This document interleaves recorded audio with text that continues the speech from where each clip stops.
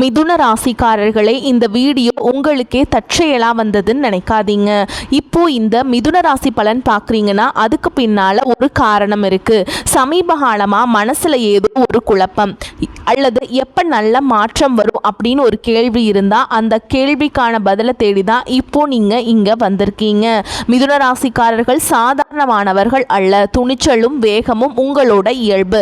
ஆனால் அந்த வேகத்துக்கு சரியான வழிகாட்டுதல் கிடைக்கிறப்போ வாழ்க்கையே மாறுங்க. இந்த உலகத்தில் நம்ம எத்தனை முயற்சி செய்தாலும் எந்த ஒரு நல்ல காரியத்தை ஆரம்பித்தாலும் நம்மை காத்து வழி நடத்துகிற ஒரு சக்தி இருக்குன்னு நம்புறீங்களா? அதுதான் நம்மளுடைய குலதெய்வம். மிதுன ராசிக்காரர்களின் வாழ்க்கையில் பல தடவை தெரியாமலே தடைகள் உடைந்திருக்கலாம். கடைசி நிமிஷத்தில் வழி திறந்திருக்கலாம். அதற்கு பின்னால குலதெய்வ அருளே காரணமாய் இருக்கு.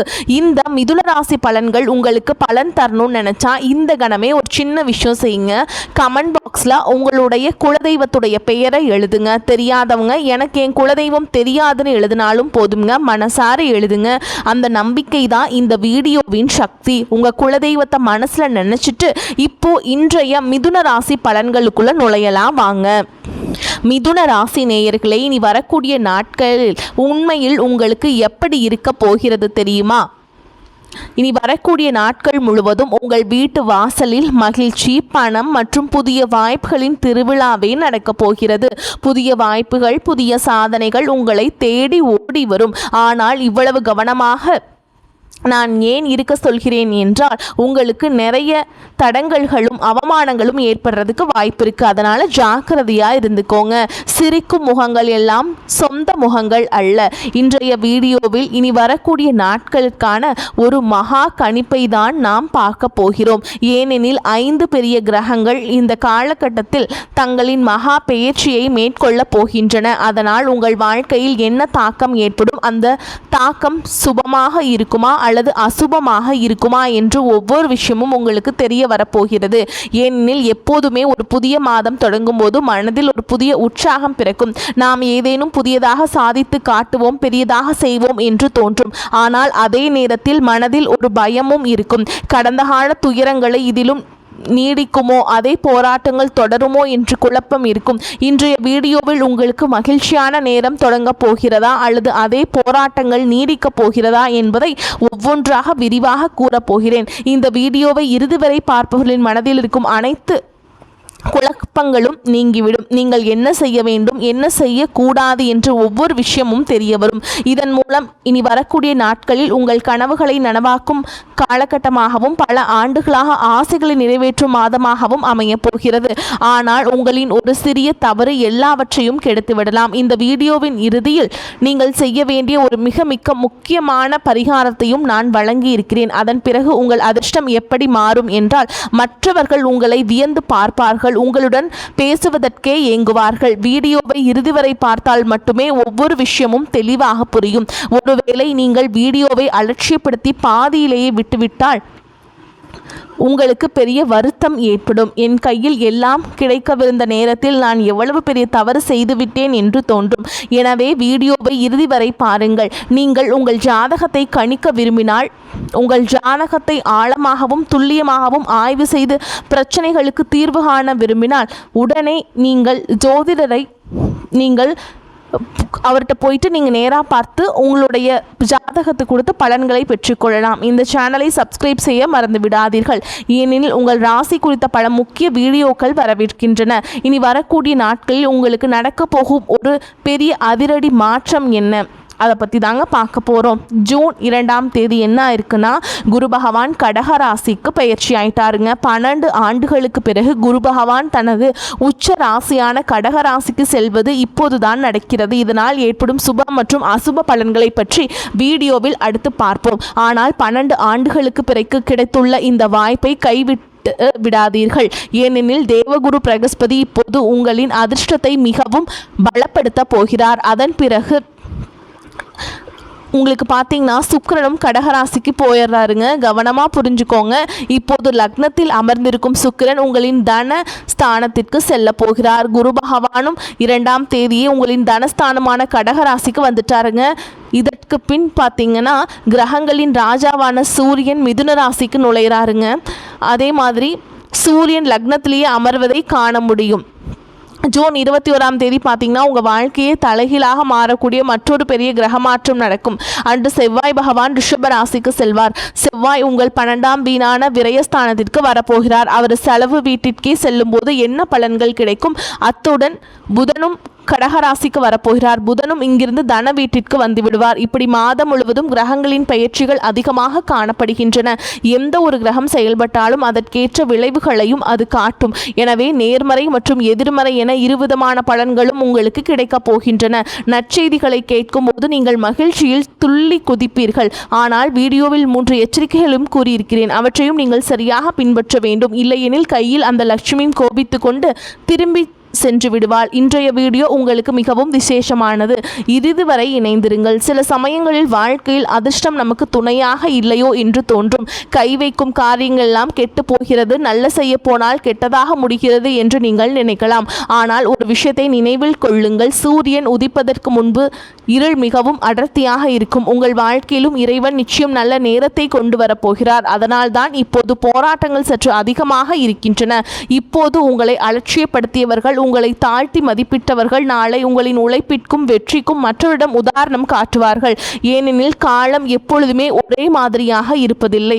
மாற்றம் என்பது இயற்கையின் நியதி. நாளை நல்ல நேரம் நிச்சயம் வரும். மனிதனின் உழைப்பு ஒருபோதும் வீணாவதில்லை. இந்த போராட்டங்களை நீங்கள் வென்றுவிட்டால், துன்பங்களை தாங்க பழகிவிட்டால் உங்களை வெற்றி கொள்வதை எந்த ஒரு சக்தியாலும் தடுக்க முடியாது. இனி வரக்கூடிய நாட்களில் மிதுன ராசினின் பொற்காலம் தொடங்கப் போகிறது. முதலாவது அற்புதமான நிகழ்வு உங்களின் 2வது வீடான தனஸ்தானத்தில் நடக்கிறது. அங்கே குரு, சுக்கிரன் மற்றும் புதன் ஆகிய 3 கிரகங்களும் ஒன்றாக அமரப் போகின்றன. நான் முன்பே கூறியது போல குருவும் அதே மாதிரி சுக்கிரனும் புதனும் எங்கே வரப்போகிறார்கள். தனஸ்தானத்தில் இந்த 3 பெரிய கிரகங்கள் இணைவது ஒரு அரிய மகாலட்சுமி யோகத்தை உருவாக்குகிறது. தன வீட்டில் இத்தகைய சுப கிரகங்கள் இருப்பதால் ஆரம்பம் முதல் இறுதி வரை பொருளாதார ரீதியாக நீங்கள் எந்த கவலையும் பட தேவையில்லை.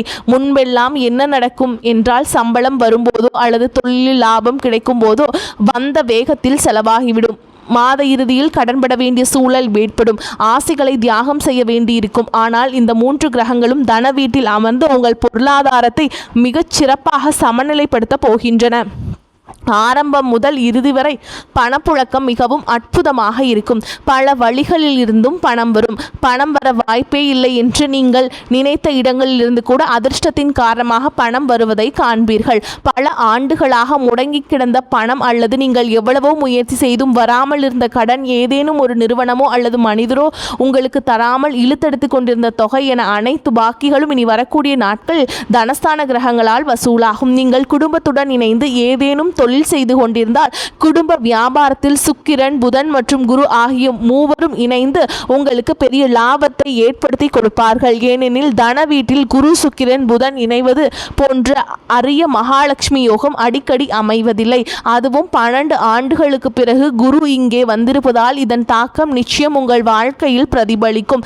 ஆனால் நீங்கள் சில விஷயங்களில் கவனமாக இருக்க வேண்டும். இல்லையெனில் காரியங்கள் கெட்டுவிடும். வரும் லக்ஷ்மியும் தடைபட்டு விடுவாள். நீங்கள் செய்யக்கூடாத அந்த ஒரு தவறை பற்றி வீடியோவில் அடுத்து கூறுகிறேன். அது உங்களை அறியாமலேயே உங்களுக்கு பெரிய நஷ்டத்தை ஏற்படுத்திவிடக்கூடாது. அடுத்ததாக 2வது அற்புதமான நிகழ்வு.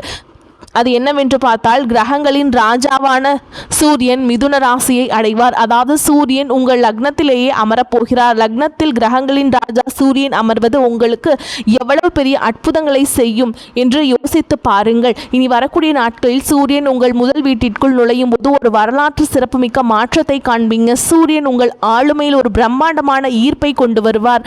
சில மனிதர்களை பார்த்தால் முகம் எவ்வளவு பிரகாசமாக இருக்கிறது, எவ்வளவு கம்பீரமாக இருக்கிறார்கள் என்று தோன்றும் அல்லவா? அந்த தேஜஸை சூரிய பகவான் உங்களுக்கு வழங்குவார். மற்றவர்கள் உங்களை நாடி வரவும் உங்களுடன் பேசவும் விரும்புவார்கள். அத்துடன் உங்களோட ஒரு தலைமை பண்பு பிறக்கும். ஏனெனில் முதல் வீடு என்பது நமது ஆளுமை, எண்ணங்கள் மற்றும் குணாதிசயங்களை குறிப்பதாகும். நீங்கள் ஒரு தலைவனை போல அனைவரையும் அரவணைத்து செல்வீர்கள். தொழிலில் நீங்கள் எடுக்கும் முடிவுகள் அனைத்தும் சாதகமாக இருக்கும். மிதுனராசி நேயர்களே, இதை நீங்கள் குறித்து வைத்துக் கொள்ளலாம். லக்னத்தில் சூரியன் வருவது சாதாரண விஷயம் அல்ல. அதுவும் பலமான நிலையில் இருப்பதால் மிக சிறந்த யோகம் உண்டாகும். நீங்கள் அரசு வேலையில் இருந்தால் சூரியன் உங்களுக்கு பெரிய வாய்ப்புகளை வழங்குவார். தடைபட்ட அரசு காரியங்கள் ஏதேனும் இருந்தால் அவை இனி வரக்கூடிய நாட்களில் முழுமையாக நிறைவேற பலமான வாய்ப்புகள் உள்ளது. அன்று கிரகநிலைகளை ஏற்படும் அதிரடி மாற்றத்தை கேட்டால் உங்கள் மனமே வியப்பில் ஆளும். கவனமாக கேளுங்கள், ஏனெனில் மகிழ்ச்சி, பணம் மற்றும் வாய்ப்புகளின் திருவிழா உங்கள் வாசலில் காத்திருக்கிறது. இனி வரக்கூடிய நாட்களில் செவ்வாய் பகவான் ரிஷப ராசிக்கு செல்வார். அதுவும் இதுவரை லாபஸ்தானமான 11ஆம் வீட்டிலிருந்து செவ்வாய் உங்களுக்கு செலவு வீடான 12ஆம் வீட்டிற்கு செல்கிறார். செலவு வீட்டில் தளபதி செவ்வாய் வருவது சற்று கவலையாக தோன்றலாம். ஆனால் இங்கிருந்தும் உங்களுக்கு ஒரு பெரிய நிம்மதி கிடைக்கப் போகிறது. அதை தெரிந்து கொள்வதற்கு முன்பே வீடியோவை லைக் செய்து விடுங்கள். ஏனெனில் இத்தகைய ஆய்வுகளை மேற்கொள்வதற்கு பல மணி நேர உழைப்பு தேவைப்படுகிறது. உங்களின் ஒரு லைக் எங்களுக்கு பெரிய ஆதரவாக இருக்கும். கமெண்ட் பாக்ஸில் தூய்மையான மனதுடன் ஓம் நமச்சிவாய என்று எழுதுபவர்களுக்கு மகா பிரபஞ்சத்தின் அருள் நிச்சயமாக கிடைக்கும். மூன்றாவது மற்றும் மிகப்பெரிய நிகழ்வு என்னவென்றால், செவ்வாய் 12ஆம் வீட்டிற்கு வந்தவுடன் பன்னாட்டு நிறுவனங்களில் வேலை செய்பவர்களின் அதிர்ஷ்டம் பிரகாசிக்கும். பன்னாட்டு நிறுவனங்களில் வேலை தேடிக் கொண்டிருப்பவர்களுக்கும் செவ்வாய் நிச்சயம் உதவுவார். அத்துடன் இறக்குமதி ஏற்றுமதி தொழில் செய்பவர்களுக்கும் இது நல்ல காலமாகும். வெளிநாட்டு வாடிக்கையாளர்கள் மூலம் உங்களுக்கு நல்ல லாபம் கிடைக்கும். புதிய வாடிக்கையாளர்கள் உங்களுடன் இணைவார்கள். ஆனால் செவ்வாய் செலவு வீட்டில் அமர்ந்திருப்பதால் சுப பலன்களோடு சில அசுப பலன்களும் உண்டாகும். எனவே நீங்கள் எந்த 3 தவறுகளிலிருந்து தப்பித்திருக்க வேண்டும், எந்த 3 எச்சரிக்கைகளை பின்பற்ற வேண்டும் என்பதை பார்ப்போம். அப்போதுதான் கஷ்டங்கள் வராமல் வீட்டில் பணம் தங்கும், லக்ஷ்மி தேவியும் நிலைத்திருப்பாள். இந்த 3 தவறுகளை கவனமாக கேளுங்கள். வீடியோவின் மிக முக்கியமான பகுதி இதுதான். முதலாவதாக பார்த்தீங்கன்னா, சூரியன் லக்னத்திற்கு வரும்போது அவர் உங்களை ஒரு ராஜாவை போல வழிநடத்துவார். ஆனால் சூரியன் ஒரு வெப்பமான கிரகம். அவரின் உக்கிரம் அதிகம். அவரின் கதிர்கள் உங்கள் ராசியில் படும்போது உங்களுக்குள் ஒருவித அகந்தை, அதிகப்படியான தன்னம்பிக்கை மற்றும் முரட்டுத்தனமான குணம் வரலாம். இதன் காரணமாக உங்கள் வாழ்க்கை துணையுடன் நீங்கள் வீண் விவாதங்களில் ஈடுபட நேரிடும். ஒரு விஷயத்தை நினைவில் கொள்ளுங்கள், உங்கள் வாழ்க்கை துணை உங்களுடன் என்றும் துணையாக இருப்பவர். உங்களின் வெற்றியிலும் சில தோல்வியிலும் சரி உங்களுடன் தோளோடு தோள் நின்று உங்களை காப்பவர். எனவே அவர்களுக்கு உரிய மரியாதையை கொடுங்கள். கிரகங்களின் மாற்றத்தால் சூரியன் கொடுக்கும் அகந்தை மற்றும் ஓவர் கான்ஃபிடன்ஸ் காரணமாக உங்கள் துணையுடன் ஆதிக்கம் செலுத்த நினைக்காதீர்கள். அவர்களை காயப்படுத்தும் வார்த்தைகளை பேசாதீர்கள். அவர்களின் குடும்பத்தாரை தவறாக பேசாதீர்கள். இல்லையெனில் குடும்பத்தில் விரிசல்கள் ஏற்பட்டு கவலைகள் அதிகரிக்கும். மனிதனால் பண கஷ்டத்தை தாங்க முடியும், ஆனால் குடும்பத்தில் நிம்மதி இல்லை என்றால் அவனால் நிம்மதியாக இருக்க முடியாது. தொழிலும் கவனம் செலுத்த முடியாது. மன அழுத்தத்திற்கு ஆளாக நேரிடும். எனவே உங்கள் குணத்தை நிதானமாக வைத்துக் கொள்ளுங்கள். அகந்தையை தவிர்த்து விடுங்கள். நான் தான் சரி என்ற பிடிவாதத்தை விட்டுவிடுங்கள். இரண்டாவதாக, செவ்வாய் செலவு வீடான 12ஆம் வீட்டிற்கு வருகிறார் என்று கூறினோம். 12ஆம் வீடு என்பது கண்களை குறிக்கும் என்பதால் உங்கள் கண்களில் எரிச்சல், தலைவலி அல்லது தூக்கமின்மை போன்ற பிரச்சனைகள் வரலாம். எனவே மொபைல், கணினி போன்ற திரைகளை பார்க்கும் நேரத்தை சற்று குறைத்து கொள்ளுங்கள். அது உங்கள் ஆரோக்கியத்திற்கு நல்லது. மூன்றாவது எச்சரிக்கை என்னவென்றால், செவ்வாய் இங்கே அமர்ந்து உங்களுக்கு பல வீண் செலவுகளை ஏற்படுத்துவார். இனி வரக்கூடிய நாட்களில் செலவுகளின் மாதமாக மாறிவிடக்கூடாது என்றால் உங்கள் கைகளை சற்று கட்டுப்படுத்தி கொள்ளுங்கள். மனிதனுக்கு சற்று பணம் வரும்போது பேராசை கண்களை மறைத்துவிடும். வீட்டில் சிறிய ஃப்ரிட்ஜ் இருந்தால் பெரிய ஃப்ரிட்ஜ் வாங்க வேண்டும் என்று, சிறிய டிவியாக இருந்தால் பெரிய LED டிவி வாங்க வேண்டும் என்று மனம் அலைப்பாயும். செவ்வாயின் நிலை உங்களுக்கு பன்னாட்டு நிறுவனங்களில் நல்ல வாய்ப்புகளையும் தொழில் முன்னேற்றத்தையும் கொடுத்தாலும் செலவுகளை கட்டுப்படுத்துவதில்லை என்றால் எதையும் சேமிக்க முடியாது. ஒரு கையில் வருவது மறு கையில் செலவாகிவிடும். எனவே செலவுகளில் கவனம் செலுத்துங்கள். அத்துடன் உங்களுடைய இருந்து கொண்டு உங்களுக்கு கெடுதல் நினைக்கும் மறைமுக எதிரிகள் அவங்களை நீங்கள் ஒழித்து கட்டுங்கள். ஏன்னா அவங்க பாம்புகளை போல சில மனிதர்கள் உங்களுடனே இருப்பார்கள். முகத்திற்கு நேராக இனிமையாக பேசிவிட்டு உங்களின் ரகசியங்களையும் குடும்ப விஷயங்களையும் தெரிந்து கொள்ள முயலும் இத்தகைய மனிதர்களிடமிருந்து முற்றிலும் விலகியிருங்கள். உங்கள் வாழ்க்கையை துரிதப்படுத்தவும் வெற்றிகளை குவிக்கவும் 2 எளிய பரிகாரங்களை கூறுகிறோம். முதலாவது பரிகாரம், சூரியன் உங்களுக்கு அகந்தையை கொடுக்காமல் இருக்க ஞாயிற்றுக்கிழமைகள் தோறும் வெல்லம் மற்றும் கோதுமையை தானமாக வழங்குங்கள். தினமும் சூரிய பகவானுக்கு நீங்கள் தண்ணீர் கொடுத்து அர்ப்பணம் செய்யுங்கள். செம்பு பாத்திரத்தில் சிறிதளவு குங்குமம், அட்சதை மற்றும் சிவப்பு நிற மலரை இட்டு சூரிய பகவானை நோக்கி தண்ணீர் அர்ப்பணித்து வழிபாடு செய்யுங்கள். இதன் மூலம் சூரியனுடைய பலம் பெற்று குடும்பத்தில் குழப்பங்களையோ ஈகோவையோ ஏற்படுத்த மாட்டார். அடுத்து செவ்வாய் செலவு வீட்டில் இருப்பதால் செவ்வாய்க்கான பரிகாரத்தை செய்ய வேண்டும். செவ்வாய்க்கிழமைகள் தோறும் ஆஞ்சநேயர் கோவிலுக்கு சென்று வெள்ளம் அல்லது கடலையை பிரசாதமாக சமர்ப்பித்து வழிபாடு செய்யுங்கள். அத்துடன் 11 துளசி இலைகளை எடுத்து சுத்தமாக கழுவி அதில் சந்தனத்தால் ஸ்ரீராம் என்று எழுதி சிவப்பு நூலில் மாலையாக கோர்த்து அனுமனுக்கு சாற்றுங்கள். இதன் மூலம் செவ்வாய் கொடுக்கும் வீண் செலவுகள் கட்டுப்பட்டு பொருளாதாரத்தில் நல்ல நிம்மதி கிடைக்கும். மிதுனராசி நேயர்களே, இன்றைய வீடியோவில் நாம் கிரக நிலைகளை பற்றி பார்த்தோம். இதன் மூலம் பல விஷயங்களை தெரிந்து கொண்டிருப்பீர்கள் என்று நம்புகிறேன். வீடியோ பிடித்திருந்தால் லைக் செய்யுங்கள். உங்கள் வாழ்க்கையில் ஏதேனும் பிரச்சனைகள் இருந்தால் கமெண்டில் தெரியப்படுத்துங்கள். அதற்கான தீர்வை வழங்க முயல்வோம். இப்போதைக்கு அனைத்து நேயர்களுக்கும் நன்றி, வணக்கம்.